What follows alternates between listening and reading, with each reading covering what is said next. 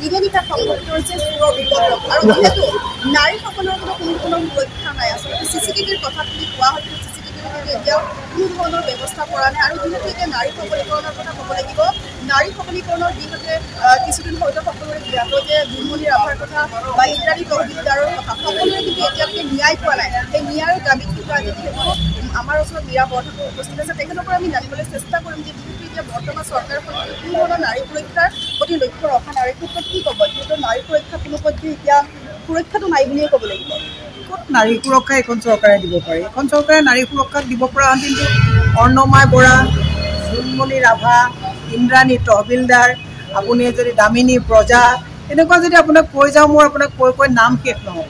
এওঁলোকে এটাই কথা কৈছে আজি তাৰিখত অত্যন্ত দুৰ্ভাগ্যজনক কথা লাখপতি বাইদেউত বনাম বুলি তেওঁলোকে 10,000 টকাকৈ এতিয়া এডভান্স দিব বিচাৰিছে আৰু এডভান্স দিয়াৰ পিছত এটা মেছেজ যায় যে তোমালোকে বাকী ইনষ্টলমেণ্টটো তেতিয়াহে পাবা যদি বিজেপিত জইন কৰা ইয়াতকৈ দুৰ্ভাগ্যজনক কথা যে মহিলাৰ আৰ্থিক অনাটনৰ সময়ত মনস্তাত্ত্বিকভাৱে এগৰাকী মহিলাক মানসিকভাৱে এইটো নিৰ্যাতন হয় যে কাৰণ যেতিয়া পাকঘৰত টেমাত বজাৰ নাথাকিব মহিলা এগৰাকী ল'ৰা ছোৱালীৰ কাৰণে কেতিয়াবা আপোচ কৰিবলৈ বাধ্য হৈ যায় তেওঁলোকক কৈছে 10,000 টকা এতিয়া এডভান্স লোৱা বাকী বিজেপিত জইন কৰা তেতিয়াহে তোমালোকে বাকী 90,000 টকা ইয়াতকৈ দুৰ্ভাগ্যজনক কথা কিবা থাকিব পাৰে নেকি মহিলা যে সবলীকৰণ কৰা হোৱা নাই আঁচনিৰ নামত অত্যাৱশ্যকীয় সামগ্ৰীৰ মূল্য বৃদ্ধিয়ে মহিলাক যে শাৰীৰিক মানসিকভাৱে হেঁচা আৰু চেপাত ৰাখিছে এই কথাবিলাকেই প্ৰমাণ কৰে গতিকে এইখন চৰকাৰ হৈছে এখন তুগলকী চৰকাৰ মদৰ ৰাজহৰে হেলিকপ্টাৰ চলোৱা চৰকাৰ মদৰ ৰাজহৰে এওঁলোকে হৰ্ডিংছ লগোৱা চৰকাৰ গতিকে এইখন চৰকাৰে স্কুল বন্ধ কৰি মদৰ দোকান চলোৱা চৰকাৰ গতিকে অতি নিৰ্লজ্জভাৱে গুৱাহাটীৰ পৰা মঙলদৈলৈ মন্ত্ৰীয়ে হেলিকপ্টাৰ লৈ যায় তাতকৈ দুখ লগা কথা দুৰ্ভাগ্যজনক কথা কিবা আছে নেকি এইখন চৰকাৰ না মহিলা না যুৱকৰ না পিতৃ সমাজৰ এইখন হৈছে 60-40 এখন কমিশ্যন খোৱা চৰকাৰ এখন কোম্পানী সদৃশ এখন চৰকাৰ এখন তুগলকী চৰকাৰ এখন গুৰু গোসাঁই নমনা আইন নমনা এখন চৰকাৰ গতিকে ইয়াত না মহিলা সুৰক্ষিত কোনো সমাজেই অসমৰ ইয়াত সংৰক্ষিত নহয় গতিকে ৰাজনৈতিকভাৱে সজাগ হৈ সঁচা অৰ্থত সকলোকে কাম কৰিবৰ কাৰণে মই আহ্বান কৰিম জোনমণি ৰাভাৰ এতিয়ালৈকে 1 বছৰ হ'বহি আহিলে তেওঁৰ এতিয়ালৈকে তদন্ত ভালকৈ হোৱা নাই জোনমণি ৰাভাৰ তদন্ত কেনেকৈ কৰিব তদন্ত কৰিলেতো CMৰ লগত লাগি থকা সাংগু পাংগু গোটেইবিলাকে অবৈধ সোণ কলা ব্যৱসায়ীৰ লগত জড়িত গোটেইবিলাকে ধৰা পৰিব গতিকে কেনেকৈ জোনমণি ৰাভাৰ কেছটো তেওঁলোকে কৰিব কিন্তু প্ৰবল বিৰোধীৰ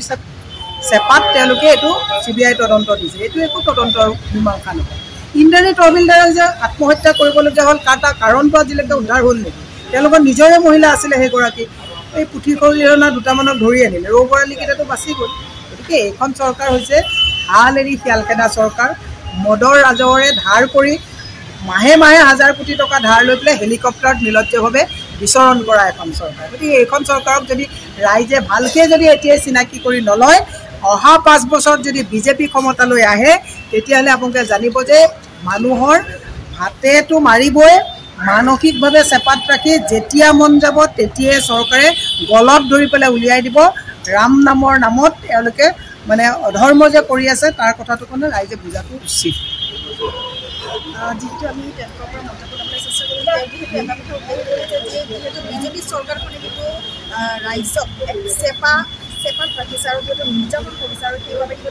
তেওঁ আচলতে প্ৰতিবাদ কৰিছে যিহেতু কিছু যিহেতু জোনমণি ৰাভাৰ হত্যাকাণ্ডক লৈ বা ইন্দ্ৰাণী তহবিলদাৰৰ হত্যাকাণ্ড সকলোবোৰ হত্যাকাণ্ড সংঘটিত হৈছে এতিয়ালৈকে কিন্তু কোনো ধৰণৰ তদন্ত ওলোৱা নাই সেইবাবে আজি তেওঁ এইখিনি কথা আপোনালোকৰ আগত বক্তব্য কৰিছে যে অতি সোনকালে তেওঁলোকৰ যিসমূহ তদন্ত যায় সেই তদন্ত উলিয়াই আহিব লাগে ভিডিঅ' জাৰ্নেলিষ্টৰ সহযোগত মই হিনাবে এনি ভাৰত 24